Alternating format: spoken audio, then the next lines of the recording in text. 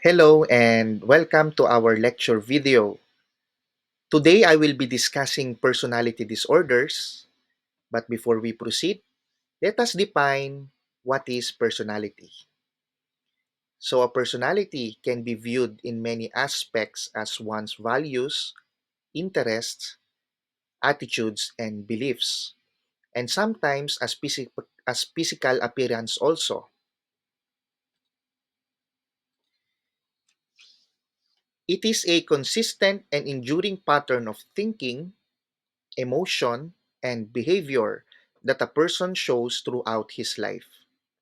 In short, personality is the sum total of one's behavior, which is the combination of inherited and acquired characteristic that makes a person unique. While everyone is unique and different, some people have personality traits that are inflexible and maladaptive, resulting in distress, disability, and dysfunction. And this is what we call personality disorders. So, to put it in a more simple terms, personality is how someone acts, thinks, and feels.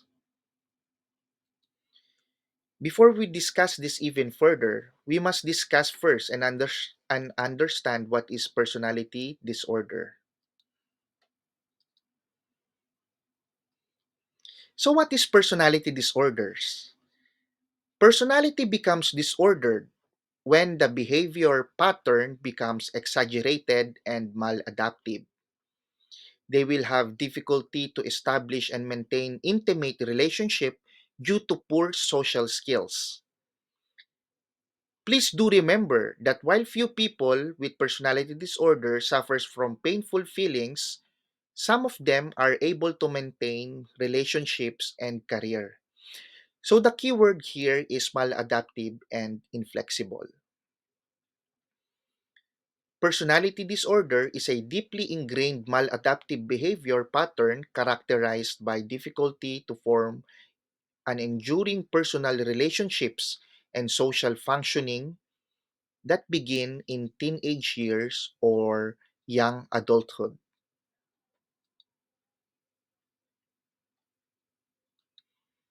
So let us discuss the types or ways on how we can determine the person's personality trait.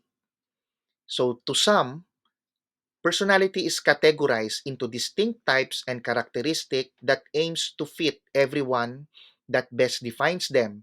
So the best example of this is the Myers-Briggs type indicator. So as you can see here, uh, anyone can fit whether he is an introvert or an extrovert. So by answering specific questions and situation, you will be able to determine what types of personality traits you have. However, in reality, personality exists on a spectrum with only few people fits into categorical types because most of them or other people fall somewhere in the middle or in between. So that's why the dimensional trait is more appropriate rather than a categorical type because it overlaps every behavior or traits that they might have. So to further explain this, we have here the Big Five model, also known as the five-factor model, and it is the most widely accepted personality theory held by psychologists today. These traits are universal and can be observed in different culture rather than be observed in one particular society. The theory here states that personality can be boiled down to five core factors known by the acronym OCEAN. O for openness, C for conscientiousness, E for extraversion, A for agreeableness, and N for neuroticism. As you can see here, each trait represents a continuum. Individuals can fall somewhere or anywhere on the continuum for each trait. Unlike the other trait theories that sort individuals into binary categories, uh, the Big Five model asserts that each personality trait is a spectrum rather than a categorical type. So, for example, a person who score higher on the right side of openness means that the person is curious, wide or wide interest, may have wide interest and prefers variety. Wherein, if he scores lower at the categorical trait, that person may have some practicality, conventional, or he might prefers a routine. So in a binary model, you can only be categorized as either you are this kind of personality, the curious type or the practical type. But using the big five personality traits, you can fall somewhere in between. So it is the level of percentages that determines your personality traits rather than categorizing you between extreme ends. So that's why the five broad dimensions are much more useful in determining one's personality. It is also important to note that it is not the mere presence or absence of this trait that is problematic. For example, you might think that agreeableness is good and neuroticism is bad.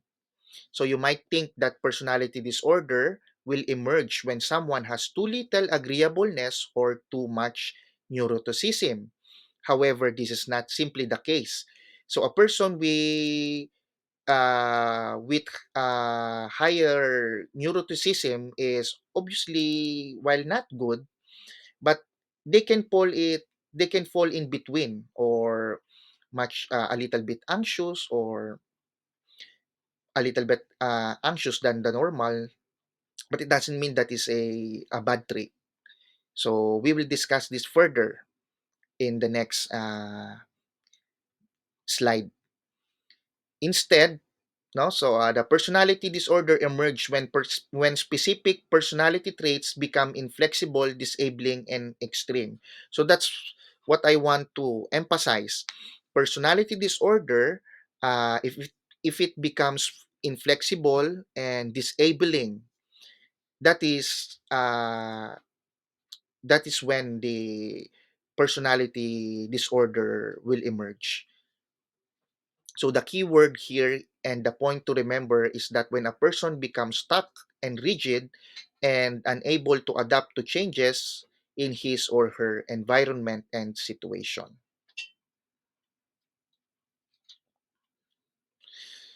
So inflexibility and disabling, just like I've explained or as I've said before, this inflexibility and failure to adapt impact one's ability to form lasting and meaningful relationships, leading many to have chaotic and destructive relationship with other people, making them avoid meaningful connections and shy away from developing a healthy relationship.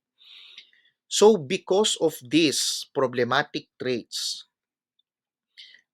because of these problematic traits are often a core part of one's identity, the patient rarely seeks medical attention. They don't believe that there is something wrong with their personality, so they keep it into themselves. And instead, or rather, these people come into clinic reporting some signs of depression, anxiety, or stress due to the effects of their conflicts at works or family members or lack of friends. So next slide, we will discuss about the causes, or we have so many causes and factor to consider why a person develops personality disorder. So the etiology of personality disorder is unknown, but a combination of biological, psychological, and social environment factors can be determined. So for example, a genetical factor. So um, genetic factors. At, for example, the genetic predisposition for antisocial personality disorder is more evident between siblings, or when your first degree relatives have such personality tendencies. And if a biologically predisposed person have some crisis in their life, it may trigger also their personality disorder or the development of that particular personality disorder. We also have here the neurobiology. So it means that the increasing changes in brain structure and functions are also related to psychotic symptoms in schizotypal personality disorder, for example. So we also have a psychological factor here, specifically the psychodynamic theories by Sigmund Freud. As per these theories, the deficiencies in ego and superego development are the base of personality disorders. This deficiency may be due to problems in mother-child relationships or about the upbringing of the person. And lastly, we have the social environmental factors. So, the family, environment, or physical or sexual abuse are some of these factors. Abuse in childhood are can be seen more prominently in person who have borderline personality disorder. So most characteristic of personality disorder tend to develop early in life, with most people showing signs in their teenage years. However, I want to emphasize this, no? Despite this fact, clinicians are reluctant to diagnose personality disorder before the age of 18 years, as personality is flexible and in the process of developing. However, as a clinician or a mental health care provider, uh, they must be assertive and be vigilant as to prevent misdiagnosing of clear signs of disorder, as early intervention respond well to the early treatment or management.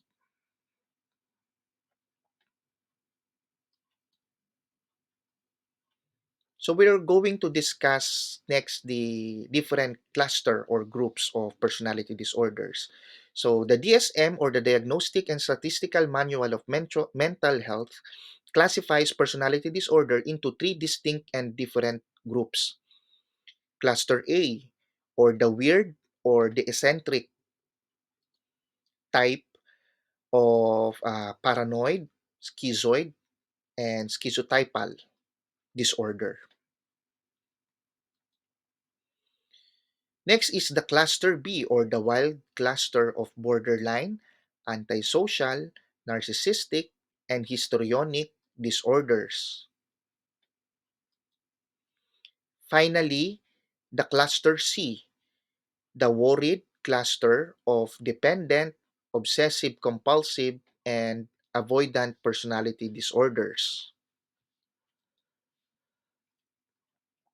I want you to remember these 10 disorders, as we will discuss the specifics of each clusters and its type in our next video, because it needs more time and detailed explanation in order to understand these different kinds of personality disorders.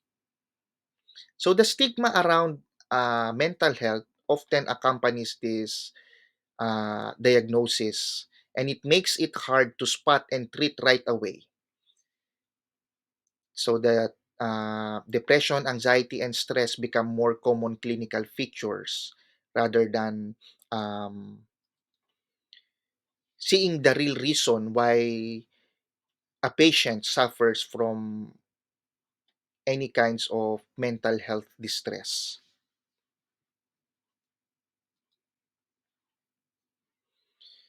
So it is important to remember that personality disorder is not permanent and can be treated successfully.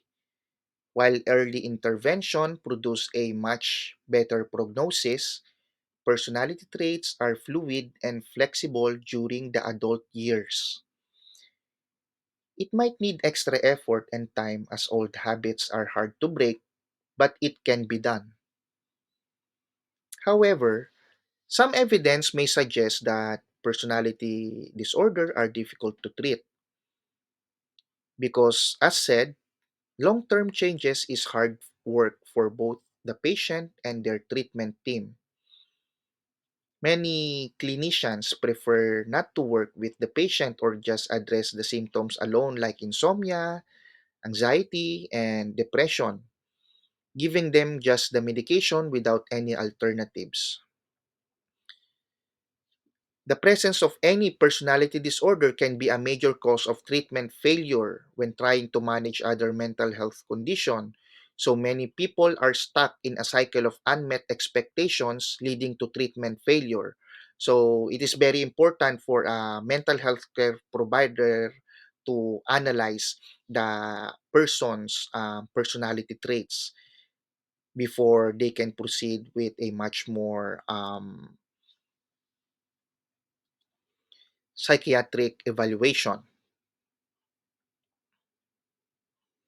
For this reason, it is best to approach and look at the whole picture of the person in order to get the full picture of their mental health.